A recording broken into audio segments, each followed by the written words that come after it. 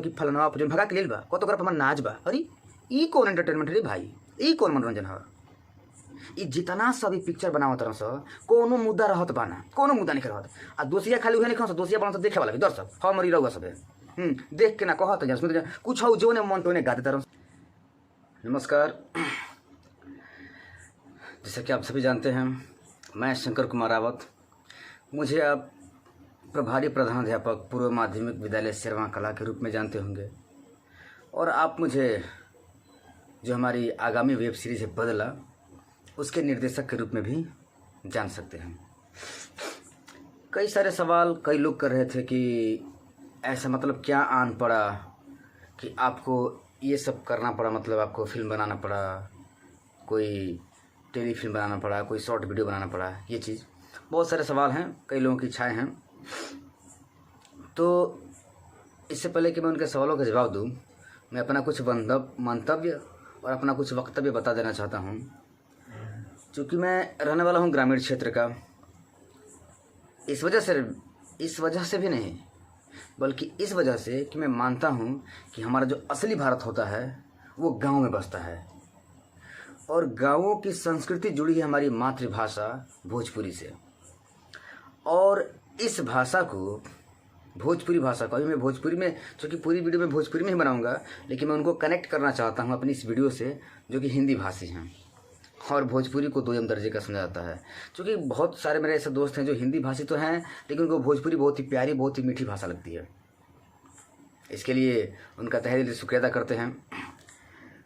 तो जो असली भारत है वो हमारे गांव में बसता है और उस गांव की संस्कृति को जो ढोती है हमारी मातृभाषा वो होती है भोजपुरी। अब इस भोजपुरी को बढ़ाने में, भोजपुरी का प्रचार प्रसार करने में जिन कलाकारों का योगदान है वो कलाकार है भोजपुरी इंडस्ट्री से। और उनको ये लगता है कि एंटरटेनमेंट बिना आइटम सॉन्ग के नहीं हो सकता, एंटरटेनमेंट बिना किसी हीरोइन के नहीं हो सकता, entertainment larger than life story और larger than life action sequence के बिना नहीं हो सकता। लार्जर दैन लाइफ का मतलब मैं आपको समझाऊं। और वह सब देखो तो हम फिल्म में कि जो हीरो बा, नायक बा, विलेन के अगर एक पंच मरलस, एक किक मरलस, उड़ के जैसे हो फेंकाला हलो न। ये बॉलीवुड में भी, टॉलीवुड में भी, अच्छा हर एक वुड में ये देखाला। वैसा असली जीवन में ना होला। तो जौन चीज़ असली जीवन में ना होला वो खाली फिल्मी पर्दा पर होला, वो करे के लार्जर दैन लाइफ कहल जाला। तो हमारा कई चीज़ सिद्ध करे करला। पहली बात ही कि जीवन आदमी मान ले बा कि भोजपुरी में एंटरटेनमेंट के नाम पर कुछ भी परोस देव आदमी, हमनी के मूर्ख बुझले बा, हमनी के दर्शक हैं जा, कुछ भी देखाओ हमनी के देखत रह जाओ, कुछ भी देखा हमने के देखत रह जा। बहुत कहल जी तो आपसे में ना कुछ कहल सुनल जी, तो अब वो जमाना गइल। अब आपसे में ना है सोशल मीडिया बा, एहू पर कहाता, अब कहाते नहीं खे, करल भी जात बा। आ वही कोयला के क्रम में हमनियों के हमारे एगो टीम मिल के ऐसा काम कर दिले बिया जो ना काम के फलस्वरूप बदला क्वेश्चन मार्क, प्रश्नवाचक चिन्ह के निर्माण हो गइल बा। ठीक, तेमा कुछ अलग का बा। तो अलग बस ई बा कि जे भी लागल बा हमनी के भाषा के मान मर्यादा लेवे में, हमनी के मातृभाषा के छवि खराब करे में, वो लोग के जवाब देवे के कोशिश कर गइल बा ए फिल्म से। चूँकि फिल्म थोड़ा सा लंबा बा, यही से करा के एक भाग में ना कई भाग में बना के आपके सामने हमनी के रखे वाला बनी जा, जो ना भाग के एपिसोड कहल जाला। आ यही बदला प्रश्न सूचक चिन्ह के पहला एपिसोड 31 अक्टूबर के, यानी कि राष्ट्रीय एकता दिवस सरदार वल्लभ भाई पटेल जी के जयंती के अवसर पर 6 बजे शाम के रिलीज होता है। आप सबके ऊपर खातिर प्यार दुलार आशीर्वाद चाहिए। ठीक, अरे मैं कुछ अलग का बा आपके हम बताओ दें। पहली बात, ये पूरा तरीके से शिक्षा पर केंद्रित पिक्चर बा, पूरा तरीके से शिक्षा पर केंद्रित बा। अब शिक्षा भी होखो, नाम बा बदला, लागत कि बड़ा हिंसा उनसा हुई ना। तो बदला के आगे में एगो क्वेश्चन मार्क भी बा, प्रश्नवाचक चिन्ह भी बा, प्रश्न सूचक चिन्ह बा। वो ई बतावता कि बदला मने का, बदला रिवेंज वाला बदला मतलब प्रतिशोध वाला बदला, कि ऐसा घटना जो ना हमरा के बदला, कौन बदला मतलब चेंज वाला कि रिवेंज वाला, ओकर जवाब में मिली। नो आइटम सॉन्ग, नो हीरोइन, ये सब कुछ ना। फिर जे भोजपुरी के फिल्म मेकर्स लोग बालो, वो लोग के लागी का लागी कि फाइनेंशियल एकरा से इनकम ना हो पाले टाइप के फिल्म से। तो पहली बात कि हमने के तो कोने में फाइनेंस कैले नहीं खींचा। हाँ, दूसरी बात कि जब तू समाज के आईना हुआ तो हर बात फाइनेंशियल से सोचल ठीक ना होला। एगो बहुत पहले हम फिल्म के सीन देख रही, शुरुआती सीन, हम ओकर नाम ना लेम, वो फिल्म के हम नाम ना लेम, वैसे लेयो लेम, कुछ हो ना ही लेयो लेम, लेकिन पहले बता दी ओमा एगो कलाकार ही कहता कि पाहुन हमार बहन के सपना रहल हनु कि ओकर लड़का सरकारी स्कूल में ना बड़ प्राइवेट स्कूल में पढ़ी, बड़ प्राइवेट स्कूल में, छोट मोट ना बड़ प्राइवेट स्कूल में पढ़ी। तो ओकरा बदले में जौन सुनता तो उनका कहता ठीक कैल भैया, जौन तू हमरा के उनकर सपना बता दिहल। अभी उठत तरन तो सरकारी स्कूल में से निकाल के लड़का के कोनो बड़ प्राइवेट स्कूल में लिखावत तरन। हम ई पूछल चाहती वो लोग से, तू का देखावल चाहता रह भाई? ई एंटरटेनमेंट ह, ई मनोरंजन ह? सरकारी स्कूल के खिलाफ दिमाग में जहर घोरल, ई मनोरंजन ह? एकरा के मनोरंजन कहल जाला? फिर वही हीरो के का दिखावता कि दूसरा गांव के कोनो दूसरा जगह के विधायक बा, ओकर लड़की के भगा के घरे ले आवता, आ वो गांव के प्रधान कहता कि फलना जो भगा के लेल बा, कहता ओकरा पर नाच बा। अरे ई कौन एंटरटेनमेंट रे भाई? ई कौन मनोरंजन है? ई जितना सब ई पिक्चर बनावत तरह से कोनो मुद्दा रहत बाना, कोनो मुद्दा नहीं रहत। आ दोषिया खाली उहे नहीं खस, दोषिया बना से देखे वाला भी दर्शक हमरी रहुआ सब है। देख के ना कहत जान सुनते जान कुछ हो, जो ने मन तो ने गा देते तरह से, जो ने मन तो ने दिखा देते तरह से, आ हमने के चुपचाप पटा जाते जा। तो पटैला से काम ना चली। और एक बात, अगर जो पक्का देशभक्त होई, भाषा भक्त होई, वो अपन देश के बेइज्जती ना सह सकेला और अपनी भाषा के ना, आ उहे हम हई। आ ई कुल हमसे ना देख गई ह। दूसरी बात, लॉकडाउन में हमने के मोबाइले से यूट्यूब के वीडियो बना बना के लइकन के पढ़ावत रहनी जा। आ वही में ऐसा वाक्य भइल ह कि ई बनावे के बीज अंकुरित होके लागल दिमाग में, आ हमरा के जवाबो देवे के बा। हमने के दर्शक हैं जा, देखे वाला, आ जे बनावे वाला बा कोई और ह। तो जोन बनावत आज उहो कबो न कबो दर्शक रहल ह। काज ने कौन परीक्षा पास करलस कि बन गेल बनावे वाला? परीक्षा पास ना कैलस, परीक्षा पास ना करस, ओकर लगे हई बा, चल बोले जब बनावे वाला। हमनी के लगे नहीं खे, हमनी के लगे भले ही नहीं खे, लेकिन एगो बस मोबाइल फोन बा, टेक्नोलॉजी के जमाना बा, एकरा से का हो सके वो सब जानत नहीं। तो वही चीज़ में हमनी के बस एगो छोट मोट प्रयास बा। हमें वीडियो के माध्यम से बहुत बहुत धन्यवाद ज्ञापित कर चाहतनी जौनपुर के मार्ट साहब शिवम सिंह जी, जो कि हमार बिटिया हमार मान जैसन उत्कृष्ट पिक्चर बना दिल है। वैसे भोजपुरी इंडस्ट्री के बस के बात है नहीं खे ना। वो सोचे लगी कि फाइनेंशियल दिक्कत हो जाई, कोनो प्रोड्यूसर ना पैसा लगेबे ना करी, वो पैसा हमार अबे ना करी, ई सोचे लगी।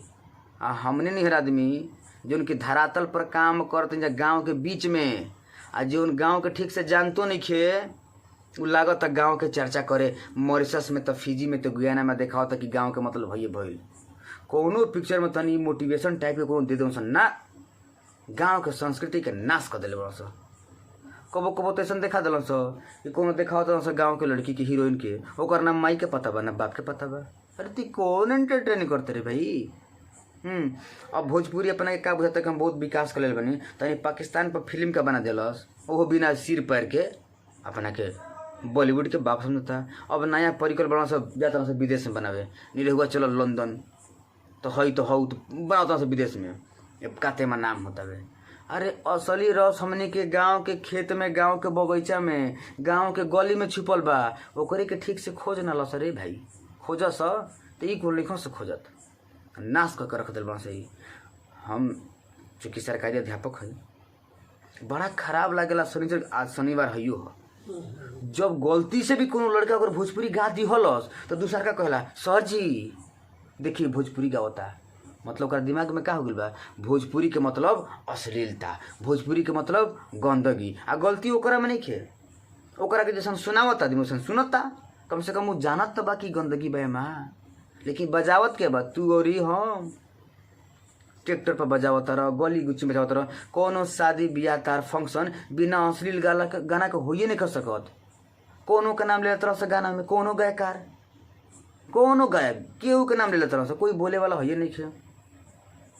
बोले के पड़ी, आवाज़ उठावे के पड़ी। आ ई पिक्चर खाली पिक्चर ना एगो आवाज़ है। ई बतावे के कोशिश कल जाता वे कि तोहरी के सामाजिक मुद्दा पर भी पिक्चर बना के बिना आइटम सॉन्ग के डाल के बिना मतलब के सीन दिखा के तहनी के सामाजिक संदेश दे सकत रह।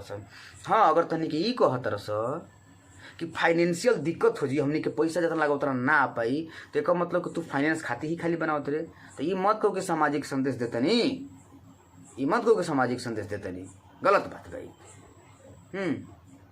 गीत के नाम पर जानते बनी सब का हो गई बा घर परिवार के सामने सुने में एक बात और बा। लेकिन कुछ ऐसा कलाकार भोजपुरी में नया नया भइल बालो जो अच्छा काम करता, लेकिन कोनो डाउट नहीं है। तो जो अच्छा काम करता, प्रशंसनीय काम करता, ओकर तो प्रशंसा होखे के चाहिए, एमा कोनो दिक्कत नहीं है। लेकिन कुछ उहे बड़ा सा वही नाव पर एगो दूगो गाना हिट का हो जाता है, कबू कोनो जनरेटर चालू कर देता तो कोनो इंडिकेटर दिखा लेता आ वही पर मैं के सुपरस्टार बुझे लगा तरह से। गाँव के लेकिन के अब भई जोन बा हमने के बता हमें कितना मजा बा, सुनी सब तनी। तार काटो तरकुल काटो, काटो बन के खुजा, माथ पोके लीलारा चमक गइले राजा। ताई ताई पुड़िया घीव के चभोरिया, ताई ताई पुड़िया घीव के चभोरिया, हम खाइब की भौजी खाई खाई मलहोरिया। इमा रस बा। हम जानतनी हमार बहुत मित्र लोग बालो जेकरा भोजपुरी ना आवेला, वही वीडियो देखते हुई वो लोग कहलो कि तुम्हारी भोजपुरी कितनी मीठी भाषा है, तो मुझे उनसे कहना पड़ता है काश यार यही बात भोजपुरी बोलने वाले समझते। तो आजकल तो लड़के तो इनके से पढ़ता सर, ए कितने का है जी, अरे थोड़ा उधर सरकिए जी, अरे तो भोजपुरी कहाँ गई। चल जा दक्षिण भारत में, चल जा कर्नाटका में कन्नड़े बोलियो, तमिलनाडु में चल जा तमिले बोलियो, वो एक तरह से क्षेत्रीय भाषा है। दर्जा मिल गई तो भाई दर्जा मिल गई, बढ़ हो गई औकात। हमनी के दर्जा मिले के कोशिश करते नहीं कि जाके दर्जा मिल जाओ, 8वें सूची में शामिल हो जाओ ना।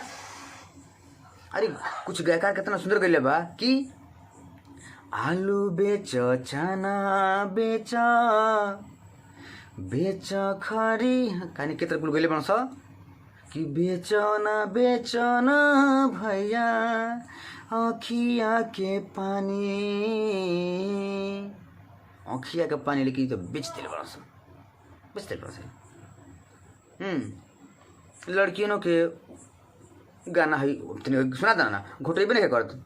कहाँ चाही सुत के जनेउआ शोभे लागो धन भैया के ना। होली जब आवे के रही 1 महीने 1.5 महीना पहले लगे से होली के गीत बजावे। रक्षाबंधन के कहना बजालो सो, दिवाली के कहना बजालो सो, त्योहार ना हो तो ना उमा भाई बहन के मस्ती बा, ओकनी के मन मुताबिक जोन कोयल चाहत रह से कोले तरह से बजता, आदमी सुनता मगन बा। भाड़ में जाओ संस्कृति, भाड़ में जाओ संस्कार, याद रखी सब है ओकर कोनो अस्तित्व ना रहेला जो ना के सभ्यता संस्कृति और संस्कार खत्म हो जाला। जितना हमने के पढ़ ले बन जा मोहनजोदड़ो के सिंधु घाटी सभ्यता, हड़प्पा सभ्यता, ओकनी के अपन एगो भाषा हुई, भाषा खत्म ऊ खत्म, या तो ऊ खत्म है तो भाषा खत्म। यही से भाषा के बचा के रखे के जरूरत बा। और शिक्षा के दम पर का बदलाव हो सकता उ सब एक पिक्चर में दिखावल गई बटे। तो यह आप सबसे निहोरा बा एक बार, और हमनी के दर्शक हैं जा, हमनी के तो दर्शक हैं जा भाई, लेकिन दर्शके के बीच से एगो काम निकलल बा तो आप सब अपन दुलार प्यार आशीर्वाद दी। आ ओ कलाकार लोग भी कहल चाहते हैं अगर वो वीडियो देखत हो चलो तो रउआ सब जौन कुछ बनावे नहीं को जौन कुछ बनाई जौन फिल्म स्टार बनी सब रउआ सब वो हमनी के देख लेनी जा। अब रउआ के बीच वाला बनल बा रउआ सब तनी देखी तो एमा कमी निकाली, बिल्कुल कमी निकली। कोनो आदमी संपूर्ण है नहीं के पृथ्वी पर ना, है नहीं के एहू में कमी हुई। लेकिन ये खाली हो याद रखे बा, खाली एगो मोबाइल फ़ोन से बनल बा, तो हम लोग का बहुत हाई फाई कोनो व्यवस्था नहीं खे, खाली मोबाइल से बनल बा। तो कुछ तो टेक्निकल दिक्कत होके करी। टेक्निकल दिक्कत करवा सब दूर रखी, एमा जो विषय वस्तु देखावल गल बा ओकरा के देखी, एक बार जरूर देखी। हैं हम पे, हमारा टीम पर एक बार अपन प्यार दुलार आशीर्वाद दे के देखी, और जो बात हमने के बतावल चाहते हैं जा, कहल चाहते हैं जा, अगर ये दिल तक उतरी तब जरूर ये पिक्चर के भी आप चर्चा कहीं करम और लाइव करम। हमारे देश में रहे वाला, हमारे देश के बुराई, जुना धर्म के जब बाहुल्य बा वही धर्म के बुराई। दूसरी बात, हमारी सरकारी स्कूल के बुराई, हमारी गांव के बुराई, हैं हमारी भाषा के बुराई। ये जितना कुल कमी निकाले वाला लोग बालो न, हैं ओ लोग पर ई पिक्चर एगो कटाक्ष बा।